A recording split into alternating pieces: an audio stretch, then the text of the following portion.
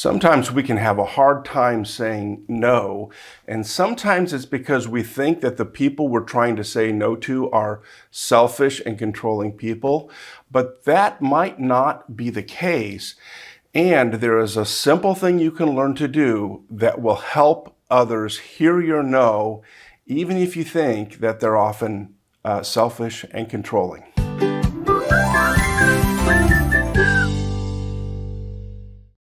Hi everybody, I'm Greg from Heart Tools, where we make it simple to build great relationships. And I discovered something years ago that has been a game changer for me when it comes to saying no and using my no to protect my yes. And it has to do with the grief process. Now, the grief process is something that we have to go through whenever our hearts let go of something. When we have something and we love it, and we lose it, or if it's diminished, our hearts have to go through a process of letting it go, which is the painful process of grieving. Well, here's what I discovered, is that our hearts can also get attached to things that we want, even if we don't have them yet. For example, let's say your daughter comes home from school and asks you if she can spend the night at a slumber party that night. Well, she was invited earlier that day, and all day long she has fallen in love with this idea of going to the slumber party. And if you say no to that, then she has to go through the grief process of letting go of this dream. There are typically 5 stages in the grief process. You've probably heard this before. This is nothing new.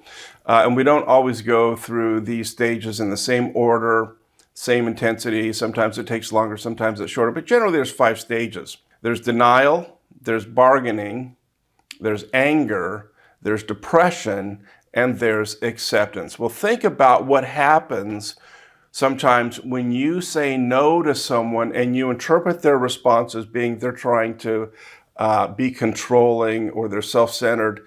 What they're really maybe doing is just going through a grief process, and they start off with denial. I can't believe you're saying no about this. Then they go to bargaining. Well, what if we do this instead? You say yes this time, and then we'll do something different in the future. They may get very angry, right? And you may interpret that as they're trying to bully you, but it's the anger phase of the grief process. They may get depressed and quiet, in which case you may interpret that they're being passive aggressive and they're punishing you.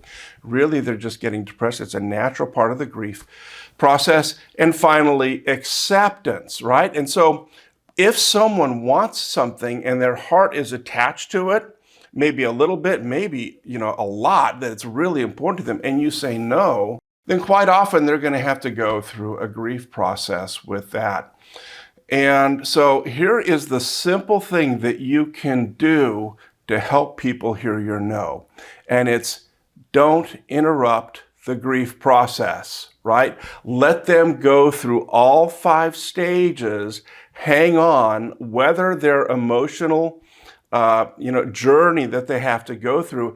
Don't interrupt their grief process, because if you don't, eventually they will get to acceptance. Now, if you believe that you're responsible for other people's emotions and making them feel good, this is going to be really hard for you.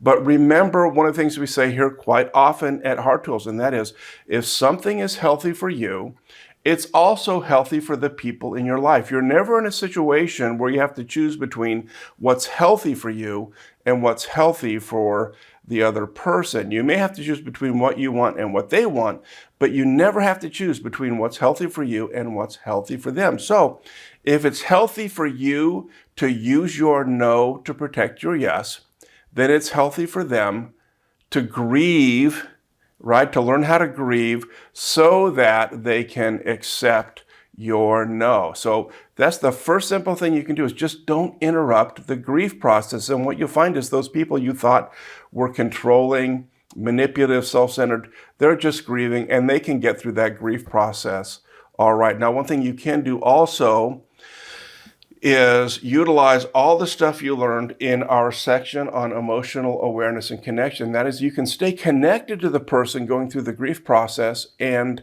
empathize with them, right? Yeah, I know that really is sad for you. I get sad when I, can't go to slumber parties when I was your age, right? You can empathize with them and validate their experience without changing your no into a yes and interrupting their grief process. So here's the simple step you can practice to help others hear your no. It's simply don't interrupt their grief process. Expect that at times there may be a grief process and it may be pretty intense depending on how attached they are to the thing they're asking for, how big that hope is.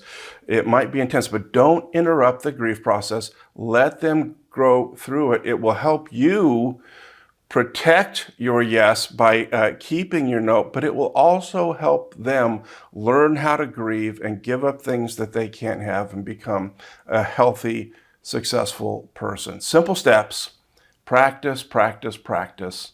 That's what Heart Tools is all about.